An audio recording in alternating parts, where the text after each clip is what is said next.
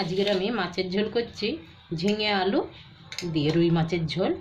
এখানে মাছটাকে নুন হলুদ মাখিয়ে নিয়েছি, সর্ষের তেল গরম হয়ে গেছে, এবার দিয়ে দিচ্ছি মাছগুলো ভেজে নিচ্ছি সব।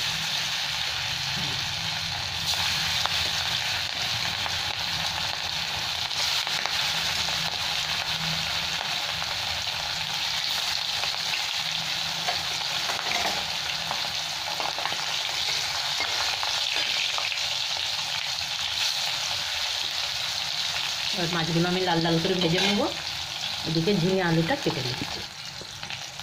এখানে আমার মাছগুলো ভাজা হয়ে গেছে, সব উঠিয়ে নিচ্ছে।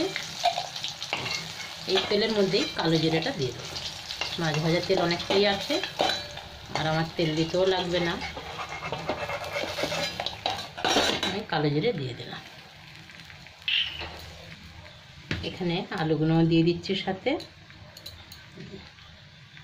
কালো জিরেটা ভাজা হয়ে গেছে, এবার আলুগুলো তুলে দিলাম।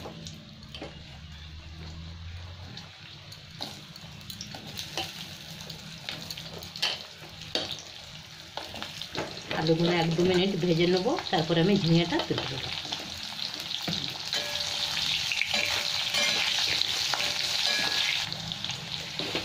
এখানে আমার আলুটা ভাজা হয়ে গেছে লাল লাল, এবার আমি ঝিঙেগুলো তুলে দিচ্ছি সব।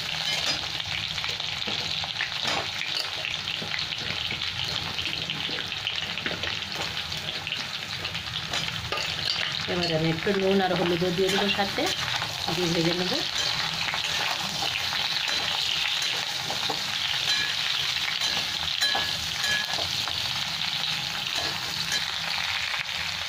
এবার আমি নুনটা দিয়ে দেবো।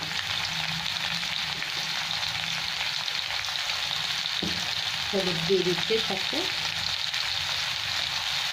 এবার আমি ধনে পাউডারটা দিয়ে দিলাম, অল্প দিলাম 1/2 চামচ।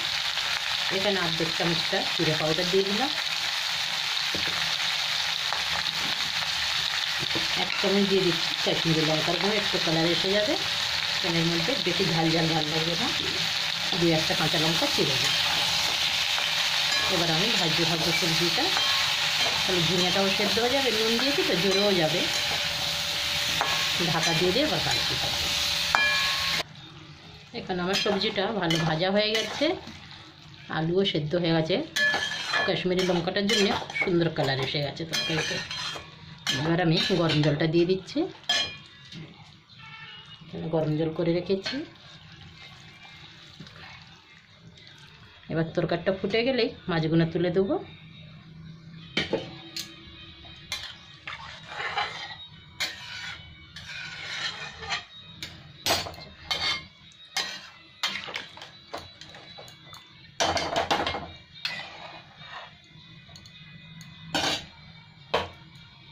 এক 2 মিনিটের জন্য ঢাকা দিলাম। এখানে আমি চিড়ে রাখা কাঁচা লঙ্কাগুলো দিয়ে দিলাম। এবার দেখে নিচ্ছি আলুটা সেদ্ধ হয়ে গেছে, মাছগুলো তুলে দিচ্ছি।